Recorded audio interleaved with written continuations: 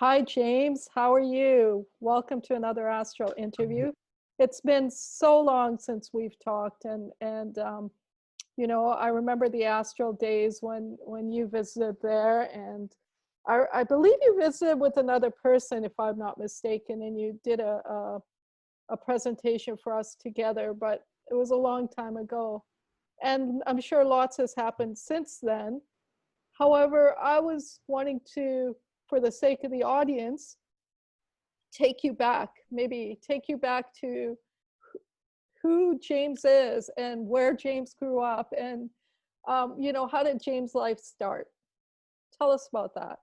Oh, so basically I started in Glasgow, on the suburbs of Glasgow, and then I grew up, and I was very fortunate to grow up in a beautiful area, and there was lots of fields and trees around, but I realized even as a child, I spent a lot of time on my own, and I enjoyed that.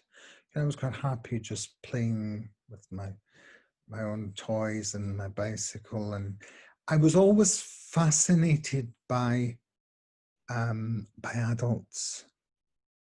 People of my own age. They didn't seem to interest me, and even as a young child, I had a lot of death at that point in my life, and learning about all of that. And as the years go on, you say to yourself, well, it is part of, we come here and then we go. But I realize now that, as I was going through those years and studying and being at school, and I didn't think anything of it, but until I got to the age of 30. But by that time, I had been through university and studied and gone to live in France, and then Italy as well. And then it was at that point the trigger came.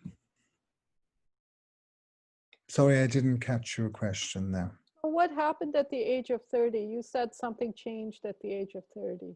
At the age of, well, basically what happened was my first partner died when I was in Paris. And my second partner died when I was in Italy.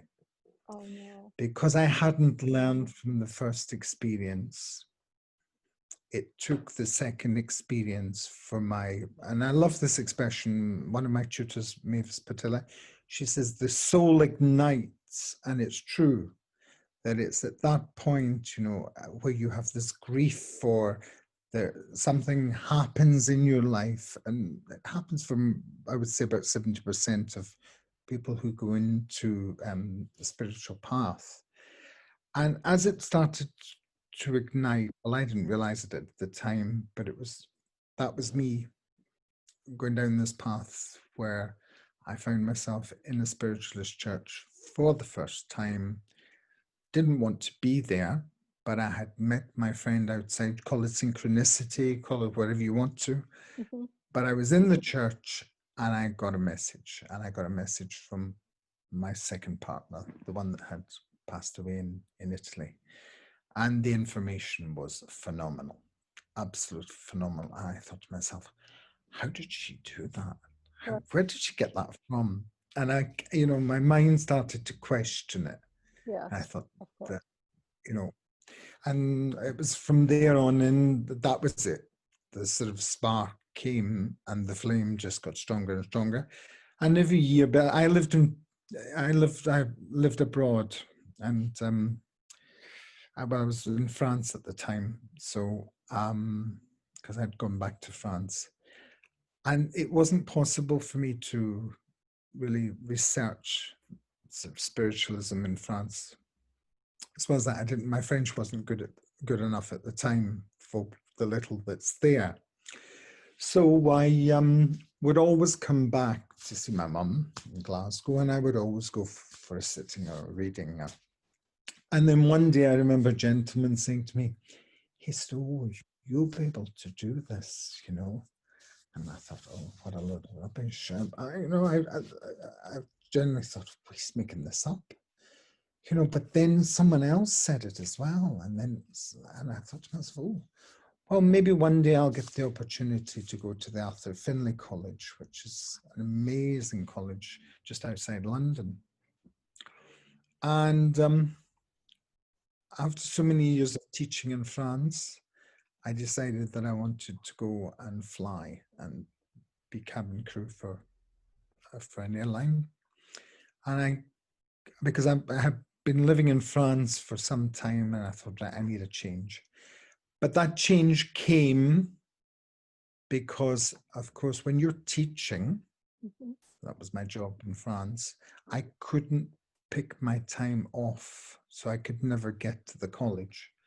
But working for an airline, you can pick your time. You can say, I want this week off, I'd like this. So you can organize yourself. And of course, I started to go to courses. And that's what happened. And from there on in. And so you started courses. And so I want to actually go back to that very first experience that you had that you mentioned. And, it's, first of all, you're grieving because your partner has passed. And then you get this message, and this message, I'm sure, was quite profound. And you said you asked yourself, how did she do that? Well, did you ever figure out how she did that? Not at the time, I kept questioning. I went to the logical part of my mind where it was, did my friend at the time, Dave, who'd come in with me, he said, but I said, that's not possible. You didn't know that information. And then we came in late as well. So it wasn't as if he could have run around and gave her the information. We were sitting at the back and she'd given a name and she'd given certain details. And I thought, how is it possible? And it stuck with me. But that was the important part, because then I went back for a private sitting, not with the same lady, but with another lady. And that was one of the most profound sittings I have ever had in my life, because she just was one detail after the other. But now I understand it. The spirit world, when they want to get a hold of you, they will give you that, you will get a sitting like that you will never, ever forget. And she was like, bang, bang, bang with information. And everything she said came to fruition. Light, But it was a case of understanding also that the spirit world will do it in those cases. You will get the future in those cases because they want to get a hold of you. Right. But after that, when I went for other sittings, because I was thinking, oh, I'm getting in the future here, let me see what's happening. That didn't happen. I see. It stopped because, of course, I didn't understand it at that point. So there was going every time trying to find out, where am I going in my life? What's going to happen? And it didn't happen. Right. Because my soul had been ignited, and it was a case of now waiting for me to get to that point where I was going to leave my teaching job in France and then go to the college. So would you say that this message came to you, this detailed information came to you that was so accurate to entice you to do what you do now? Yes, without a doubt. Right.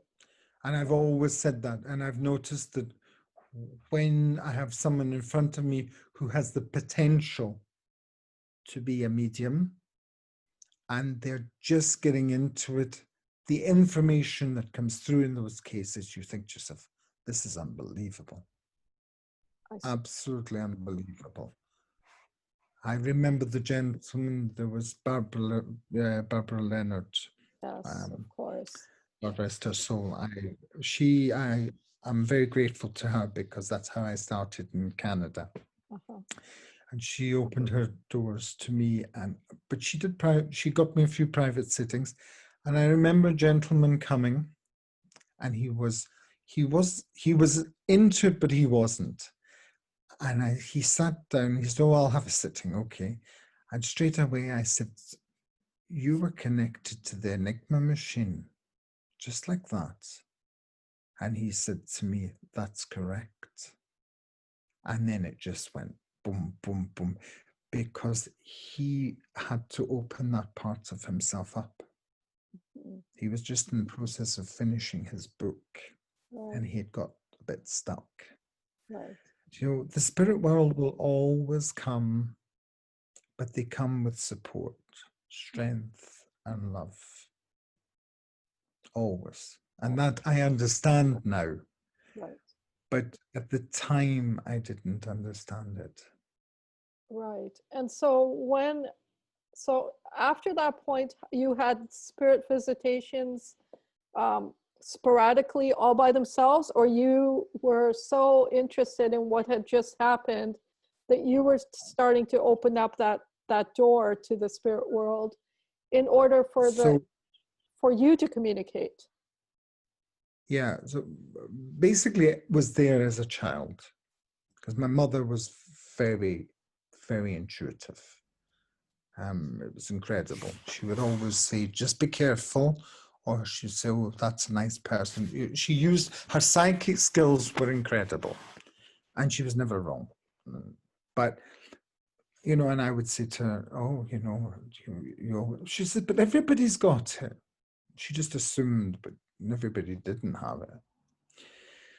And it was that point when I was at 30 where I found myself, well, the opportunity, I was actually, I was a little bit older, but I got the opportunity to go, and I'm just working out, actually, it was 10 years later, because I started working in the UK when I was 40.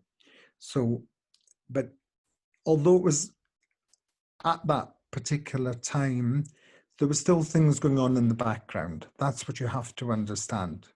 So when I went to the college for the first time, I did a beginner's course, and, you know, and there we were doing all these things. And in my logical mind, I'm saying, this is a load of rubbish, absolute load of rubbish. And then at the end of the week, we had to get up and we had to decide what we wanted to do. And some people said a poem, etc. I wanted to demonstrate, because there was just something within me. And I had this lady, and I started, and I gave this information. And she had been a medium, actually, at the college, and she did a lot of the curtains, etc.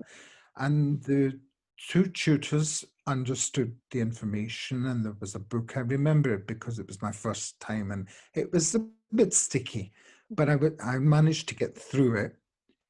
And I thought to myself, I feel strange inside, because it was like a Charlie Chaplin picture, you know, it was like black and white, and I could see these pictures. Now, after that, it was never like that again. It changed, because they had captured me, and they knew that I was going to go forward. And of course, I went to the college, and there were times I went to the college and I would have my hissy fits, and I would say, "I'm not doing this anymore. I've had enough." And a lot of the old mediums say that when you have those hissy fits, that is actually where you're moving forward. You know, so it's good to know that now. Wish I'd known it at the time, but there were many times where I would say, "That's it, I'm not doing this anymore," you know, and that would last for a day or two, because once your soul has touched the spirit world, and the spirit world has touched your soul, that's it. You need it, you know, it's part of you. And it is a natural thing. It's extremely natural for the two worlds to connect. Okay. It's just that we have such a busy lifestyle these days, and that we are so detached, if you like. So, I talk to many mediums and I've talked to many psychics, and they all say the same thing, that, it's not something you're gifted with. Everyone has it. It's possible for anyone to do it. But then from the practical side of things, an individual will deny it. Like, no, I can't do what you're doing. I have to come to you to receive what you're doing. What would you say to Well, people? I would say that certainly you have to understand the psychic and the mediumistic. They're separate, but they're the same. Okay. So the psychic we all have, because psychic is the Greek word for soul, and it's a soul to soul connection. So when you walk into a room and you think, oh, a bit of a chill in here, or this is a great atmosphere, you feel that. Right. You automatically feel, So we've all got that. And because man had to know where water was, or if there was a snake in the grass or whatever, they could sense that. And of course, we've lost a lot of that over the years. Mm-hmm. Now, the mediumistic works in the same way, Mm-hmm. but from the spirit world. Right. And of course, it's a little bit more difficult in the way of connecting, Mm-hmm. Because psychologically you think, oh, I can't do that. Now, I would say there are people who say everyone can do it. People say that there's only a certain percentage of people can do it. Mm-hmm. I believe we will all have a mediumistic moment in our lives, Mm-hmm. whether we say, oh, well, that was just my imagination, or, oh, it's funny how I thought about that, because a lot of people don't believe in it. Right. But I would say that there are people who have more of an ability, rather than, I don't see it as a gift, but I see it as an ability. And just as some people can learn a foreign language well, or they can do mathematics well, or they can bake a cake well, there are others that can't. So you've got that, if you like, that scale from 0 to 100. Right. Don't ask me to bake a cake, for example, Right. But I don't mind getting up on a platform. And then it's a case of, once you understand that you can do it and you have that confidence, you have to build on that, and you have to keep building and keep building and keep building. And there are moments where you'll get knocked back. And that is the bit that is it's actually the hardest bit, when you feel this isn't moving forward for me. And you can go through 3 or 4 months. And particularly what happens is, if you've got people in a circle, Mm-hmm. they don't all move or grow at the same pace. Right. So you might have somebody who's been there for 3 years and they don't really move. And then someone comes in and they go, woomph. Well, that can create a lot of, shall we say, unease. Right. Within the group, because Right. people think, well, why is that happening? But then suddenly the person who's been like that for 3 years suddenly then goes woof, and the person who was going up then suddenly has a plateau, and they won't go down, but there's a plateau. Right. So it's different for everyone. Uh-huh. Okay. I've always been the tortoise, not the hare. And so it's been a very, very slow process for me. I see. But I'm glad it's been slow, because I feel that I've absorbed it and I've taken my time with it. Right. And that is the important part, so that I really understand it. And I still am learning. At the moment, I'm reading Bertha Harris, one of the old mediums, because I think it's important to look at the pioneers. We can learn a lot from them. Absolutely. So when we speak about mediumship, like you're talking about slow, I imagine that because you're moving slower, you're probably grasping more things as well. And as well, your questioning of things is causing realizations that may not occur with someone else. So you're working your intellectual mind at the same time as you're working your intuitive mind, which may result in us finding out more information about the whole process, versus someone who is fully in their intuitive mind, working with their intuitive mind, where they're just totally in the process itself, but not the how-to of the process itself. Yeah, I mean, there's no right or wrong with it, as long as you're giving a good sitting or demonstration and how you do that. I think it's important from a teacher's point of view, because I teach, and as a result of that, you need to understand how it functions. But a lot of people say, that it is a very natural process. It's an extremely natural process, but we get our minds in the way.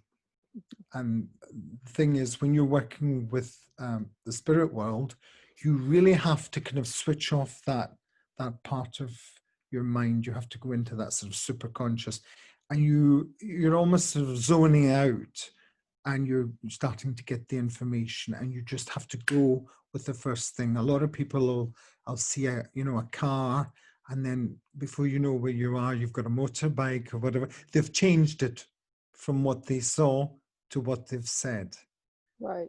And if you stayed with what they had in the first place, the chances are it would be right.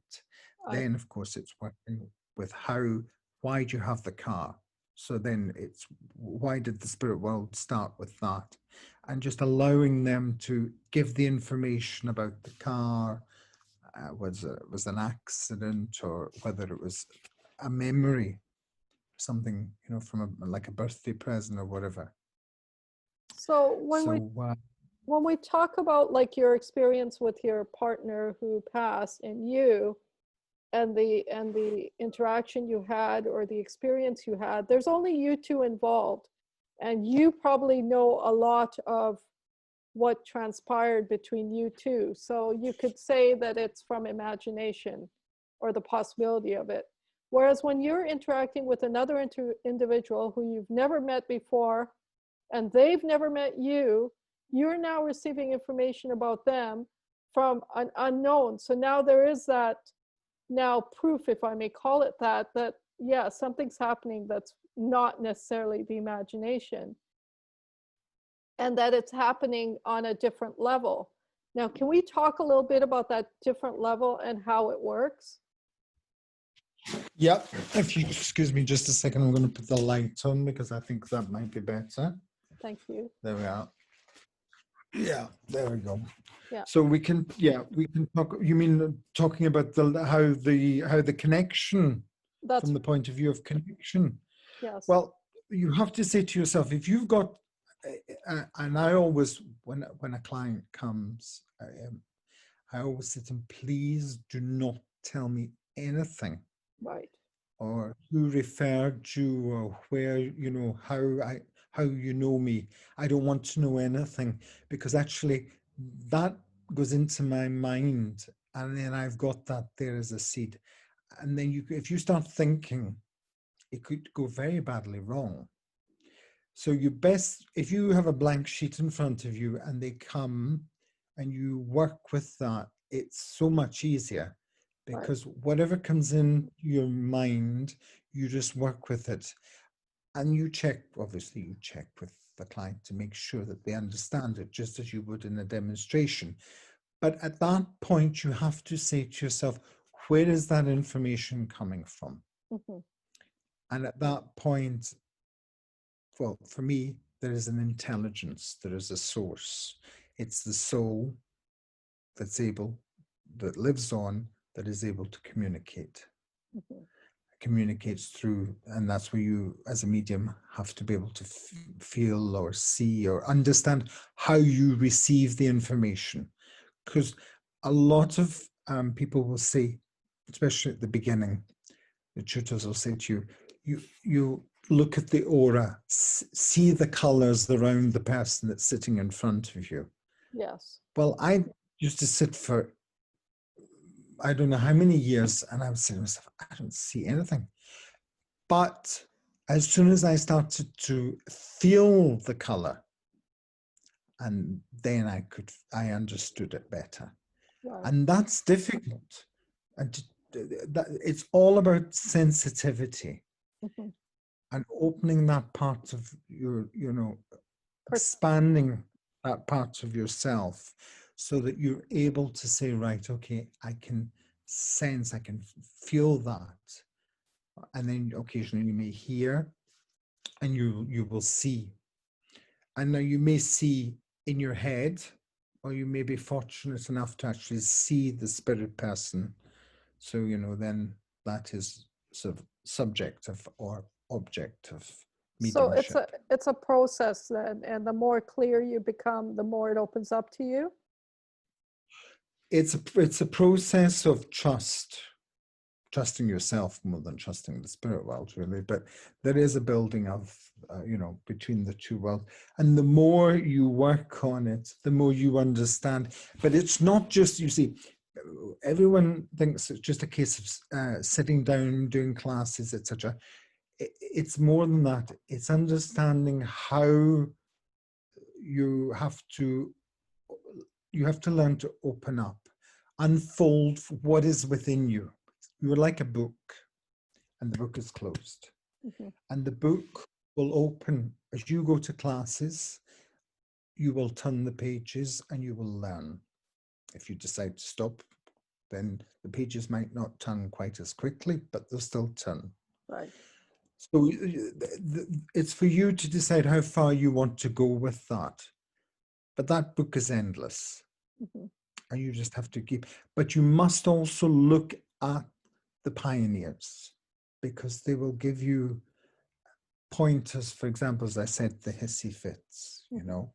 or you'll see how they talk about automatic writing or things that we don't really do now that were done in the past, because of course people had more time, there was no internet. In the evenings they would sit in circle around the fire, and that was their form of, I hate the word, but entertainment. Mhm. So they worked constantly on themselves, and they learned. For some of them, when was the best time for them to demonstrate? Mhm. When was the best time for them to do private sittings? Mhm. When was the best time for them to do like automatic writing? So you have to learn who you are as a person, but also learn about the different aspects of mediumship. And that's a lot of reading. And if you decide you want to do some essay writing as well, I did that because it reinforces it for me. But it's very, very much about learning all the different aspects. The philosophy of mediumship is extremely important as well. When I say philosophy of mediumship, I mean spiritualism, because when you look at that side of it, it's touching another part of your soul. The spirit world will help you with that. You'll learn to connect in another way with the spirit world. Yes. You'll learn as you go through with your guide as well. You need to know who your guide is and work with your guide so that you can build that bond. You mentioned seeing color and feeling color. You don't normally think Yes. of color, something like color, as something you feel. It's more something you see. No. So Yeah. we're talking about a very different experience here than what we're used to experiencing. And therefore, what is it that allows us to open up to an experience that is unknown to us like that? Well, that's where I come back to the soul. When the soul is ready and it opens up, and that's when you start to unfold. Okay. And it depends on you as to how much time. Of course, you have to also remember you have to live your life here. So you can't just put everything on hold for the spirit world. Right. You have to have that balance. I see. But as it opens up, you learn. because I would, at the beginning, I could see, and then it stopped. And that's something you've got to be aware of as well. Then I was feeling, so, I pains in my leg and then pains in the chest. And I realized that I had to work with that. Then I started to see and feel at the same time. And you've got to learn to be able to put the two together. Right. And how you put those together will determine the language, what actually happened. And it is exactly like a foreign language. Uh-huh. And with the spirit world, as they give you more and more, every time I do a sitting and every time I do a demonstration, I learn something new. Of course. That's with anything. I You spoke. could give you an example. Go Oh, ahead. sorry. Go ahead. Go ahead. I was going to give you an example of where I saw this person who was it was like a clown, and it felt as if they were being choked. And I couldn't understand it, and I thought to myself, was this person like, was it a murder or? And in fact, what it was the person had two lives. They split life, if you like, but the throat was the fact that they weren't able to speak about that other part of their life. And you see, if you've got to learn that not always, because the throat, of course, is the communication. Right. For me, in that way, when I saw it, and it was blocked. And of course, if you can misinterpret. Yes. And that's what happens sometimes as well. Wow, fascinating. You mentioned pioneers. So who are pioneers that you consider ones that everyone should study? Well, I love I would say, I was going to say Robert Owen, especially at the moment because of the way the world is going. So Robert Owen was born in Wales. He worked in London and he was also in Manchester, and he was in the textile industry. He worked long hours. Then he ended up coming up to Scotland, and he opened in a place called New Lanark. And there he decided that people should not be beaten anymore. If they were to steal, that they should be fined. He also decided that it was important that people ate good food, that they were given shorter hours, that children did not, under the age of, I believe it was 9, 8 or 9, should not be in the factories. They should actually be in school. So he set up a primary school. And the conditions of work became better, and actually the people worked better because they weren't as tired. And it became a cooperative. It was one of the first cooperatives. So Robert Owen, and of course, he is connected to Emma Hartley Britton, who received the 7 principles. So that's, I believe that he is one of the, so if you like, one of my soulmates, because I like his way that he looked after mankind. Right. He had a difficult life, and then he made money, and then he gave it back to people. Right. But he expected people to work, but at the same time, what he gave out, he received back.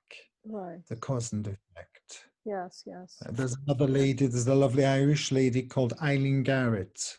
Okay. And she doubted herself for many, many years. She went to, I believe it was either Cambridge or Oxford University, and she was also in the States, and she got tested and tested and tested.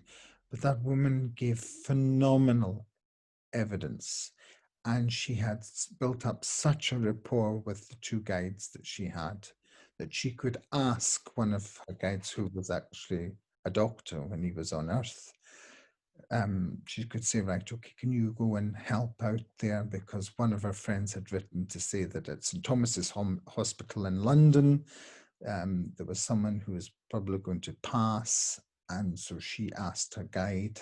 He did the necessary, and apparently within a week he was out and up and running, and everything was marvelous. So when you read these little stories, you know, and you see how the bond that they had with the spirit world, the trust that they had. Right. And so that's why those are two. Then you have to, of course, you've got the Fox sisters, which you have to, you know, you have to start with them. That's the wrappings, and that was the start of modern spiritualism. Right. So I would recommend that as well. Wonderful. So that's 3 books that people can start with. Start with. So you mentioned guides, and you mentioned people need to work with their guides, but most people Yes. aren't even aware that they have a guide or guides. And so for every normal situation, how does someone access this guidance? And then how is it different from the guidance that one accesses as a medium? Okay, so you've got your sixth sense or gut instinct, if you like. So you've got your own, and that's your psychic ability, if you like, where you say, oh, I should have gone down that road, or I should have done that, etc. Now, the spirit world will not tell you what to do. They will not live your life for you. But they will be there for you in the spiritual capacity if you so require it or you want to learn about it. So the guides are there now. When I do a beginner's class, I never talk about the guides. I don't do that. It's when they start to go towards sort of intermediate, that's when I really want people to build a learning to contact their guide and know who they are. And even when I do it, I may go around the room and do an exercise with them, and I'll see what they get. I don't want to go into too much because I don't want to give away how. Because it's obviously you're putting in thoughts to people's minds as well, Yeah. you know, and you don't want to do that. You want to keep that clear. But there are exercises where you can have them sit, and you take them to a place, etc., and they will see their guide, you know. And of course, if they get the same person over and over again, and then there is a thing called like an assessment. Rather than actually going for a sitting, you can go and have a spiritual assessment. And that's where the medium works with your guide and talks about, you know, when you started your path and where you are now and where your potential is. And you can do that with them. And in those cases, that's when I would mention a guide. Now, I only talk about the guide if they know the guide, because there seems to be this tendency that they have to be a Red Indian, or forgive me if I've used the wrong term, but you know, these are words that I hear all the time, or that there's a nun, and there are many. Yes, you know, you have Tibetan monks, and that's because of their spiritual value. Right. And they were very knowledgeable. Right. So all of that is important, and that's why they're there, to give you that support. But in an everyday world, you don't necessarily need that. You need them when you're going to be doing your mediumship and when you're going to be taking it down different roads. But they decide what you're going to do. Mm-hmm. That's the thing as well. You have to work with them. You know, you might want to do, for example, trance, but the spirit world said, well, you know, it's not really the moment we want you to do this first, you know, and then you'll find that things move, and you have to be that's the other thing, you have to be flexible. Everyone wants to get on the platform and do a demonstration.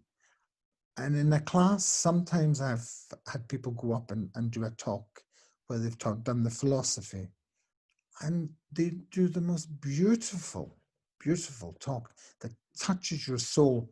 And in those cases, it touches everyone's soul because it is a talk. Yes.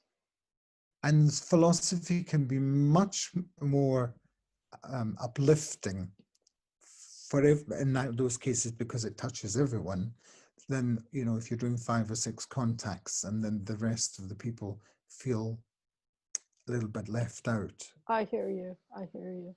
But that's why the talk is so important. I hear you. Because it allows everyone to receive something. Well, I don't know if I've answered your question exactly, because I don't see the spirit world in an everyday, you know, you just live your life. There are times where I sit during the day and I'm with them. yes. Or if after a demonstration or whatever, I will sit with them as well and I will say thank you, you know, or I didn't quite understand that, you know, and hopefully within the next couple of months that will become clearer for me. And so You you know? actually have a relationship with the spirit world, and Oh yes. whether it's your guide or whether it's someone you're in when you're in a sitting.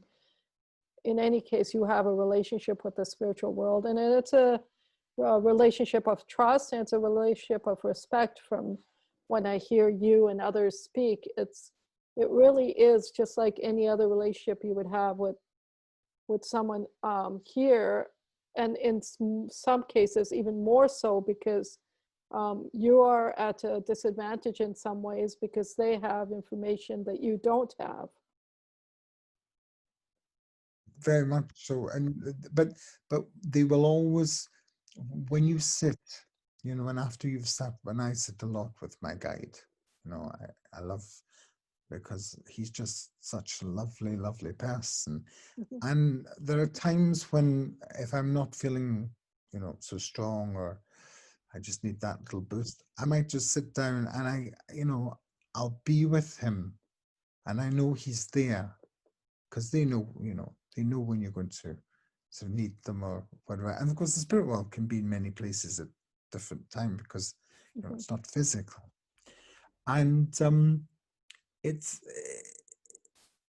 brings a deep joy and it brings a strength.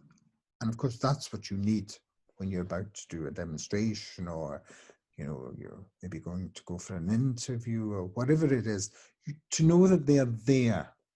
Yes. And especially when I'm teaching, right. you know, I'll prepare a lesson and suddenly I'm like, I'll look at it and think, I haven't done that. But it's gone off on a different tangent. Right. And it's because he's so in there, you know, we're blending together.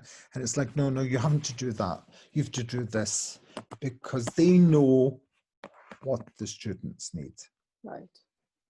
Yes. You know, although I have a base on which to work, but it seems to move in a tangent because, and that's what I love about it. And if you learn to trust that and you go with it, you know, you build that trust between the two of you. Right. Right. Well, thank you, James. We've talked about so many different things here, and I'm sure we can keep on talking and exploring other subjects, you know, to no end. But alas, it's a matter of time, and we should bring our interview to a close. I do want to invite you out to do presentations, maybe for our audience, and maybe even courses and teachings, because from talking to you, I see the value in the teachings just as much as I see in the demonstrations, and that might be something we might want to pursue as well. I've exhausted my questions, so is there anything you want to share with the audience, or is there anything I might have not asked you that you want to bring up now to help close our session? Well, I would say that for anyone that wants to go into to learn a little bit more about mediumship, it's very important that they're open to the different areas. You know, don't just go in with a closed mind saying that's all I want to do. You know, because the more open you are, the more you'll absorb. It's like you become like a sponge, and that will help you to work. Right. And so you might want to start in one area, and you'll find that you move to another. But the important thing is that you find a class or a circle where you feel comfortable and you Right. feel safe, I, especially at the beginning. right. Thank you, James. Thank you so much for everything. I look You're more forward than welcome. to you joining us in an event. Thank you so much. It was an honor to interview you. It was lovely to be with you. Thank you, Sharon. Thank you, James.